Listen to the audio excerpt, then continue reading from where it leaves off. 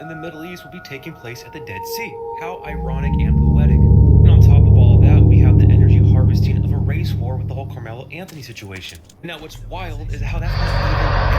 We have CERN shutting down at the end of June. We have the 4th of July celebration of America's 250th anniversary, birthday, and not to mention the things that are going on in the stars, in the sky with the moon, the solar activity, whether you want to believe in that stuff or not. I'm not saying that's something you should invest in. I'm just adding that to the list of things going on. And then you put the little cherry on top of that peace deal with Iran that's going to take place this Friday, apparently on Juneteenth, right before the summer solstice, the brightest day of the year. And it's just pretty overwhelming when you look at everything, on paper, a whole list of things that are taking place right now.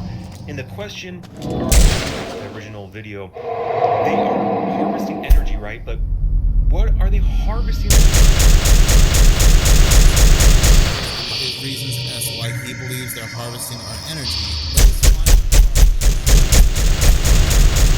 The agenda, this UFO and alien card, they have to get right. They have to perfect. And it's easier for them to get a society to not just fall for it, but also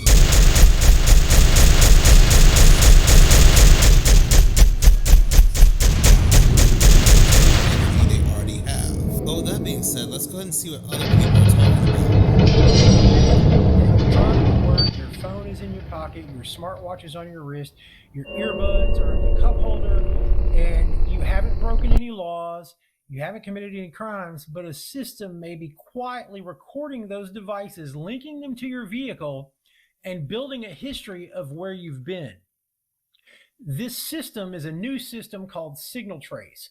Most people have seen and heard of license plate reading cameras, right? They're mounted on police cars, traffic poles, street corners.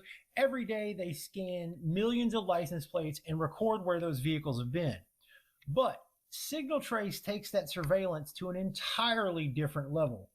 Instead of just recording the vehicle's license plate, it can detect the wireless signals that are emitted by each device that's traveling with you, your phone, your smartwatch, your Bluetooth headphones, your vehicle's electronics, and so forth, your RFID chips in your wallet.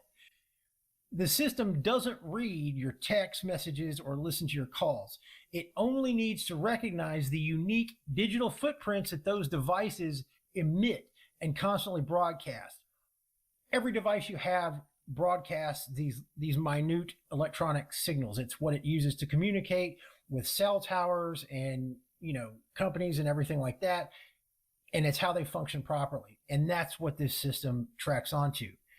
It recognizes that unique digital footprint. And once those footprints are repeatedly seen in the same vehicle, the software then begins associating them with that car. It's not because of someone putting your name into a database. It's because an algorithm, the program, connected the dots and made the associations, right? Now ask yourself, if a system can identify the devices traveling inside of a vehicle, what else can it learn, right? Think about this: where you work, where you worship, who you spend time with, which vehicles regularly meet up with yours, what political events you attend, if you go to a protest, who else was there with you, what doctors you visit, what routines you follow every single day. Think about this. Supporters argue that this helps law enforcement solve crimes and identify suspects more quickly. And in some cases, that's definitely true. But critics warn that once a government agency or a private company has the ability to build detailed maps of people